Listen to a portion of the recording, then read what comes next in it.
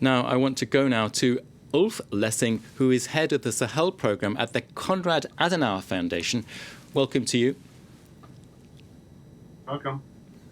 What is your reaction to this deadline now, which we're seeing? Will the coup leaders give in and hand back power to the overthrown Nigerian president, Mohamed Bazoum? It doesn't look like that. I mean, ECOWAS has been talking for a week now about military intervention, and the experts have really, cast the doubts how they want to do this logistically. Do they plan to fly into Niamey airport? Do they have the capacities? And now the putschists are organizing a huge rally again. It doesn't look like if they're willing to hand over power. In your opinion, do you think there will be a military intervention?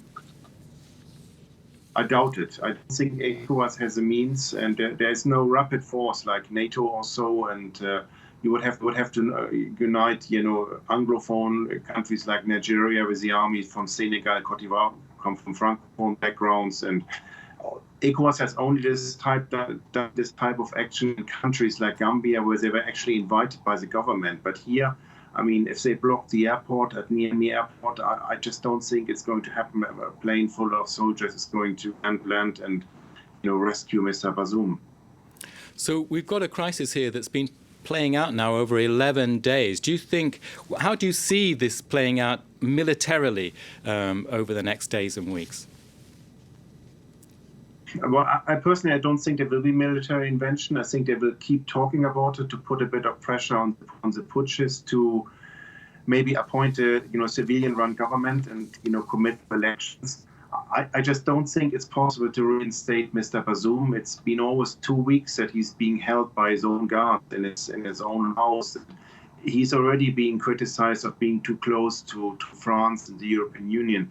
If he's now being reinstated by military intervention, if that actually happens, then he would be really seen in the eyes of his population as, someone who needed a foreign army to rescue him, and he couldn't stay in power. There would be another coup probably in a few months.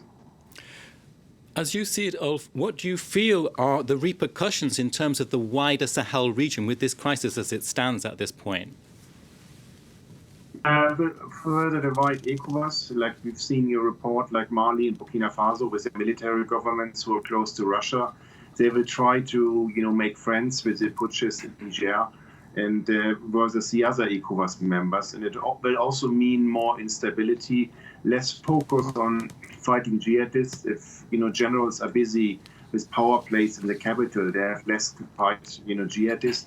And I think there will be also more migration to Europe within Africa, because Niger is, on the main transit route from Africa to Libya. And, the previous government basically closed this route, but we don't know whether the putschists are willing or capable to continue this cooperation with Europe.